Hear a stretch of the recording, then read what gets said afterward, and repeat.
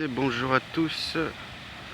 En ce jour de 21 juillet, fête nationale belge, je voulais vous présenter le cinquantenaire, c'est-à-dire le monument qui a été érigé pour la fondation de la Belgique, le 21 juillet 1832.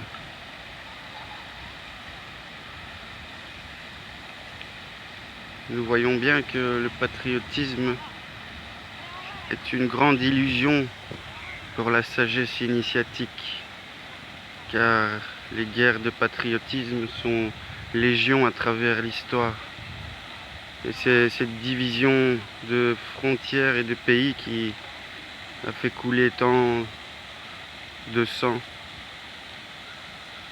Alors que si on réfléchit au-delà de la culture d'un pays, au-delà d'une nationalité, nous observons la vie qui est partout la même et en même temps.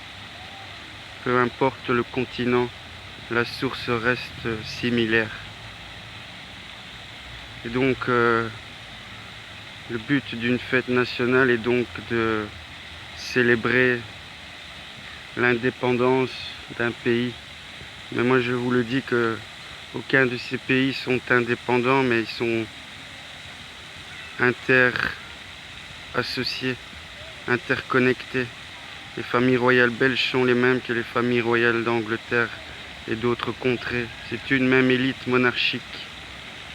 Je vous ai déjà dit que le mot Belgique vient de Bel, titre honorifique de divinité acadienne, phénicienne et babylonienne, mot hébreu signifiant le Seigneur. Nous savons bien que la Belgique est un pays au culte chrétien et donc par conséquent au culte solaire.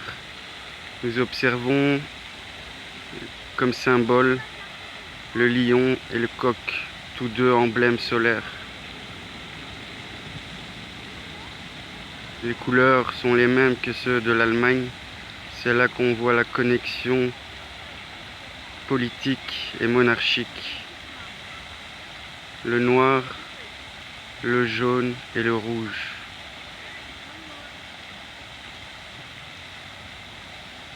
Couleur alchimique représentant la dissolution, la putréfaction, la sublimation et la régénération par l'œuvre rouge.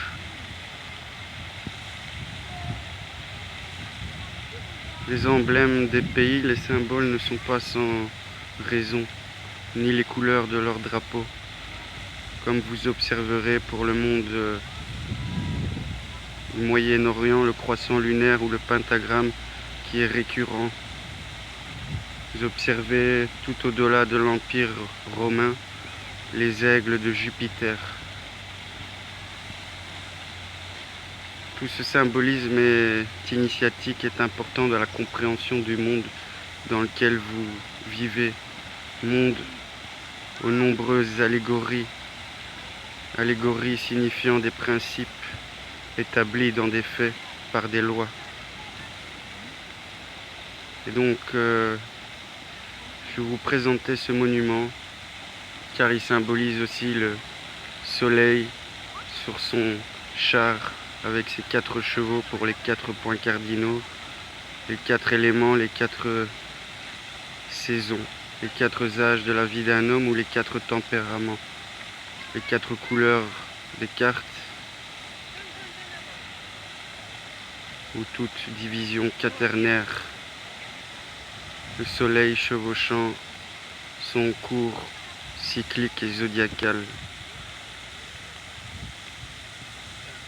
Vous y trouvez aussi les 4 vertus cardinales, la prudence, la justice, la tempérance et la sagesse, ainsi que la force, car la prudence est la sagesse. Vous retrouvez ces arcanes au tarot, bien sûr, avec l'ermite. Et les 3 autres sont attitrés.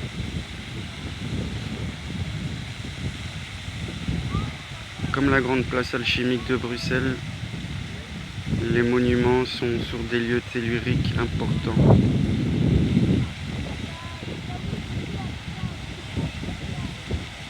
Si vous n'avez pas encore vu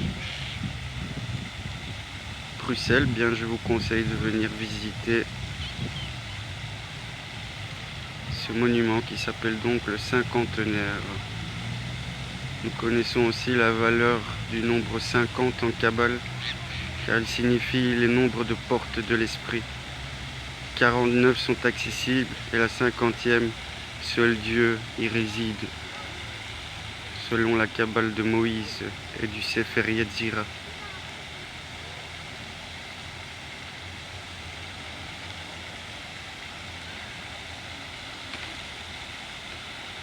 Nous savons aussi que la Pentecôte a un lien avec le nombre 50, car une fois la pleine lune de Pâques arrivée, 50 jours plus tard, nous avons la Pentecôte pour célébrer le retour de la lumière et de la vie dans la régénération naturante de tout ce qui nous entoure, signifiant la saison des amours et la saison de reproduction, de multiplication. Mais n'oubliez jamais que le multiple vient de l'unique. Et comme il y a autant de points sur la circonférence d'un cercle, il y a autant de points de vue sur une situation. N'oubliez jamais cela et tentez toujours de vivre dans le centre, car c'est dans le centre que